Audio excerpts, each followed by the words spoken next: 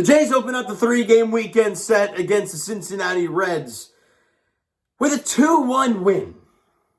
And yeah, I'm very happy the Jays got the W because you know what? They get back into the win column. They're 21-18 on the season. They start this series off with a W. Ryu was great. Bradley Zimmer, of all people, was one of the biggest contributors to today's win.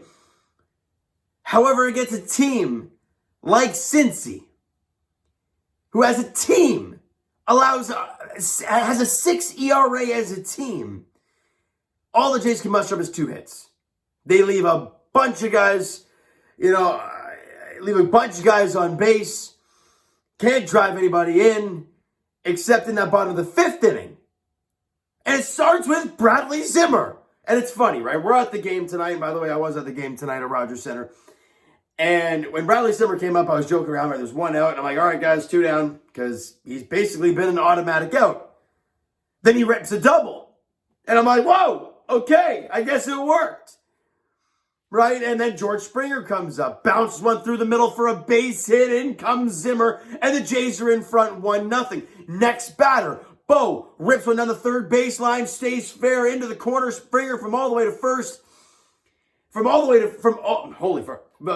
first, was all the way around to home, and the Jays are up 2-0. You get 3 consecutive hits. You drive in 2 runs, and the Jays are up 2-0. And I'm like, oh, clutch knocks with guys in scoring position. It's beautiful. But that was it.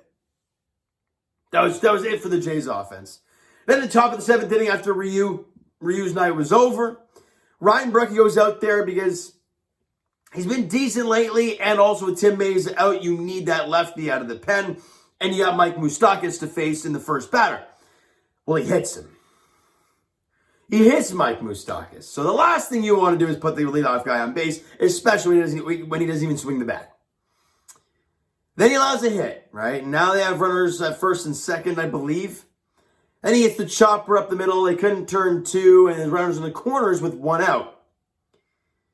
And I believe they went for Adam Cimber at this point, right? And it's like, okay, they bring in Cimber. He gets a big strikeout. We're like, man, okay, massive K there. You have a chance here to get out of the inning. Well, Matt Reynolds hits a ball. He inside-outs it into the shift, or I guess away from the shift, and it somehow goes into right field for a base hit. In comes Mike Moustakas, and it's a 2-1 ball game, still with runners in the corners and 2 out here. I believe Cimber struck out the next batter to get out of the inning, and Jimmy Garcia and Romano were great to finish it off, and the Jays win it 2-1. And I'm happy. The boys got the W because, hey, it's nice to feel a win. It's nice to see the fans cheering. Nice to see Romano and the boys happy. However, the story is still there that the Jays are struggling mightily with runners in scoring position. I saw countless times today. They had guys at second and third 2 out. First and second 2 out. And they couldn't get those clutch knocks. Yes, in that bottom of the 5th, they had 2 of them, which was beautiful. But that was it. Nothing else. And again, I'll say it. Against a pitching staff with a 6 ERA, you're going to get opportunities. And they did. But the bullpen, they didn't even let the bullpen. I think Hunter Strickland was on the mound, and they had second and third 2 out. They couldn't get it done. And it's things like that where you have a chance to expand your lead and not use a Jordan Romano, not use an Adam Cimber or Jimmy Garcia, right?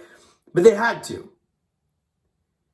All right. Offensively, look, there's some key players today. Santiago Espinal continues to swing the bat extremely well. He was 2 for 4 in the game. Ryan Tapia, I didn't realize his numbers against Luis Castillo were that good. But if you watch his at-bats today, including a ball that he just destroyed the center field, and it goes to the warning track into the wall, and it's caught.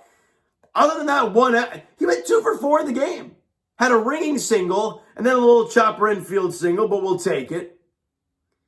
Then it was a chopper back to Castillo, and he kind of double clutched because he might not have had a grip on it, and Castillo and Tapia was safe at first. So he was 2 for 4 in the game. And Bradley flippin' Zimmer, the offensive player of the game, no doubt, he was 2 for 3 in the game with a run scored. The other man had 2 doubles. And again, that last AB that he had, I did the same thing. There was 1 out. So I'm like, all right, going to be 2 out. If you guys ever seen the bench warmers, it's always like, all right, 1 out. It's going to be 2 outs, right? That's the big quote from the benchwarmers. That's basically what we were doing with Zimmer. And what does he do back-to-back APs? He hits doubles, albeit the second one was a chopper in the third baseline that goes over the third baseman. But hey, they all count. And great job from Zimmer today.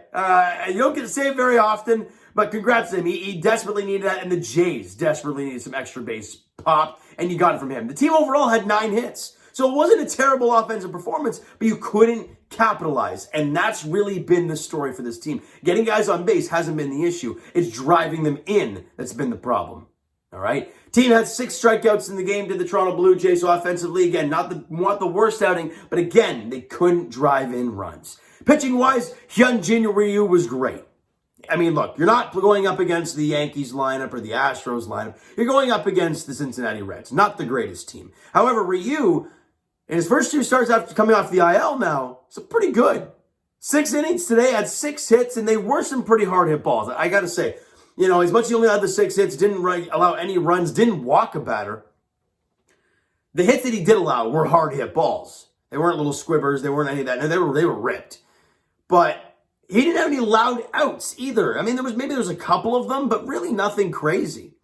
You know, the hits he allowed were pretty loud. They were doubles to the gap or a ringing single or whatever it was.